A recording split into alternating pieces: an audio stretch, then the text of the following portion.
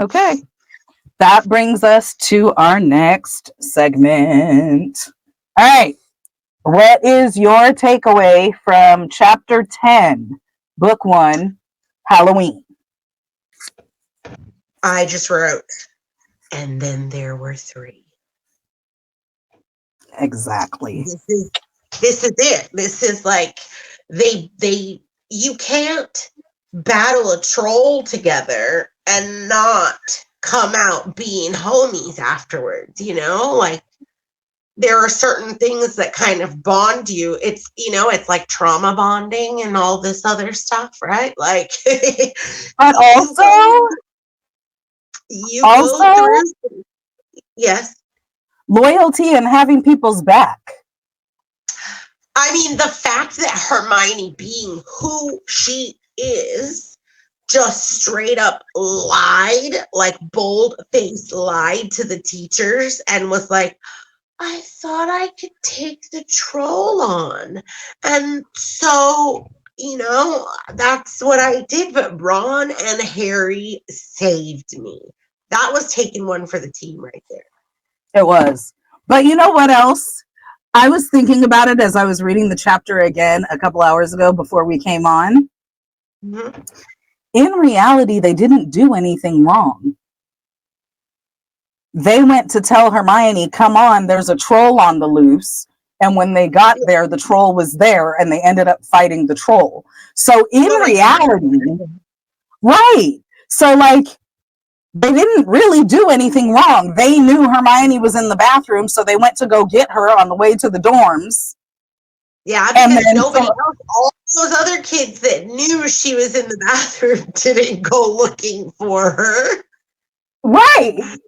So like, and everybody else who was talking about it, Neville and they knew she was in the bathroom because they overheard Parvati and Lavender talking about it. So Parvati and Lavender also knew she was in the bathroom, but they were like, whatever, we're supposed to go to the dorms. Okay, bye.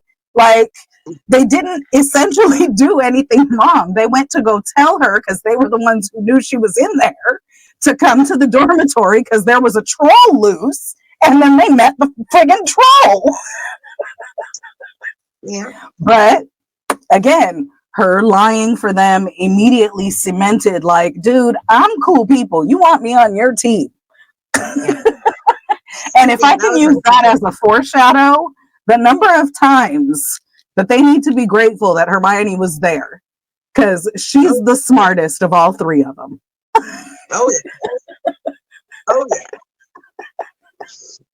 I mean, I think all 3 of them, as we read the books, all 3 of them bring something different to the trio, to the mix, and each one of them have their own qualities, right? Their own things that make them unique and important to the trio, and kind of balance it out. Does that make sense? It's also interesting to look at each of them and their backgrounds. So, like, Ron's a pure-blood wizard, grew up in the wizarding world, knows all the, what it's like to grow up in the wizarding world. Hermione is a full-blown muggle, grew up in the muggle world, but knew about magic and had parents who were accepting and all that, so was able to, like, study and learn and be intrigued and be excited about going to Hogwarts and all of that, even as living in the muggle world. And then you have Harry, who knew nothing, didn't even know the world existed, and comes in as the most famous person in the wizarding world with absolutely no knowledge of the wizarding world. So it's great, the diversity in the group. Well, DNA-wise, like, he's got some power, he's got some very strong abilities. Right. And then the fact that Ron's pure blood, Harry's half blood, and Hermione is muggle born. So like, but yeah, like all together they have everything. What's your takeaway? It was the same thing. Like, I've just watched throughout the last few chapters. I've loved watching their relationship kind of come together.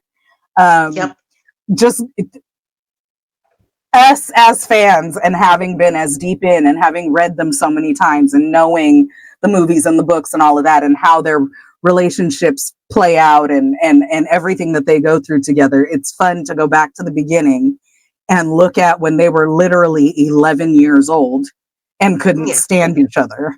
Right. And just develop. Yeah. And then, like, literally the Weasley trait of all Weasley traits, the sarcasm, watching Ron being like, dude. Because I still giggle every time I think about her being like, excuse me, I couldn't help overhearing. And Ron being like, bet you could. It makes me laugh every time. So that's why Ron is one of my favorite, well, if not my favorite character, because his little one-liners are just so good. And it's hilarious because there's like a definite break in the Weasley children. So you've got like Bill and Charlie, who are grown up. They did everything they were supposed to do. They've got good, responsible jobs. They're being good, responsible adult wizards, right? Then you've got Percy, who's Mr. Perfection and Mr. I'm a prefect and wants to go work at the ministry and all that. And then when Fred and George came along, everything went sideways. Because we know Fred and George are, what it would say, a pair of human bludgers. Then you get Ron after that. So that's where his one-liners and all that come from. He followed the twins, bro. And they're only like, 2 years apart? So, and then you got Ginny, the baby girl with 6 older brothers who comes in after the Weasley twins and Ron. And if you watch all of it all together, the brothers that she's closest to are Fred and George. So the younger Weasley kids are a mischievous group. Yeah.